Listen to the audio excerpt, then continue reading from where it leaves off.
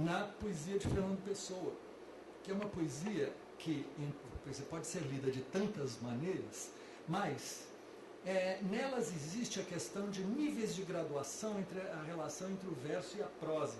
Né?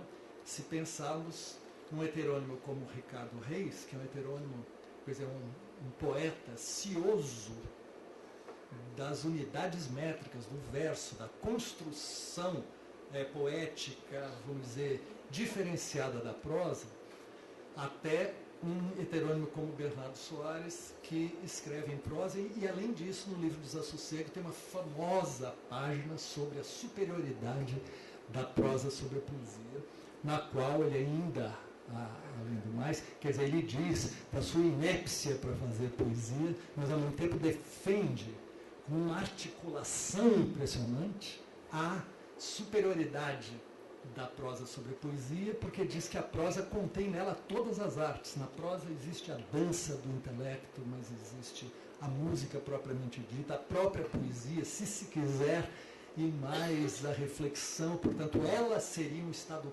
pleno, né, da língua, né? Isso do ponto de vista Bernardo Soares, que evidentemente não é o ponto de vista Ricardo Reis, que ao contrário, ao fazer a exaltação do mestre Alberto Caeiro, faz, no entanto, um reproche, uma crítica ao mestre, né, dizendo que ele justamente tem um verso muito solto, muito desprendido e pouco atento justamente às especificidades do verso, que são, vamos dizer, a construção rigorosa da forma.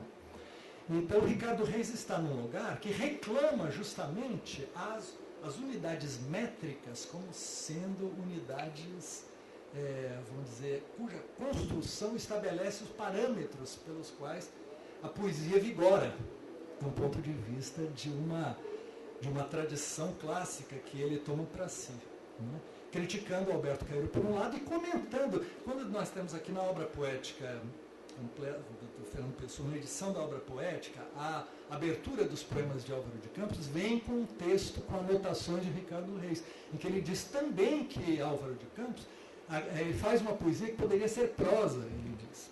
Aquilo é prosa, só que é uma prosa com pausas, ele diz. E poderia perfeitamente escrever em prosa, ele diz, se ele estabelecesse um sinal gráfico, que seria uma barra reta, onde ele marcaria as pausas que ele quer. Isso é extraordinário, porque ele está dizendo que aquilo é prosa, mas só que não é propriamente prosa, porque há justamente essa tal barra seria a marca do enjambement.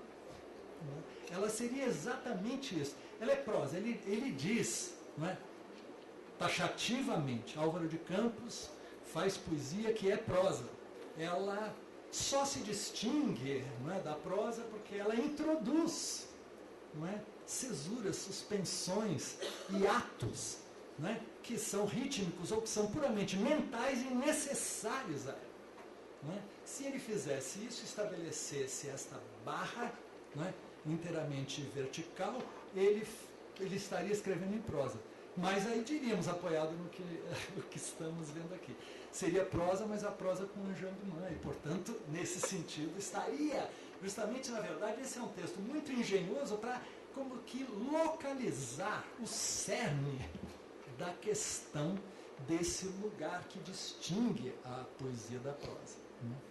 E assim, tudo isso, como em Fernando Pessoa, nós temos que pensar sobre a espécie do contraponto, na verdade, de uma polifonia de perspectivas, nas quais o que está em questão é esse grande gradiente espantoso em que poesia, né, prosa, poesia mais prosaica, poesia propriamente versificada, são estados de, vamos dizer, habitação desse lugar intervalar, né, em que transita e acontece a poesia em relação com a prosa, a ponto de ele poder criar um heterônimo que é inteiramente em prosa para defender, né, o lugar da prosa, mas que isso nós só podemos pensar numa relação com o poeta que ele é, e finge ali não ser. E é isto que, na verdade, reconstitui, né, a integridade dessa questão, a completude, o alcance, o arco dessa questão que estamos colocando aqui.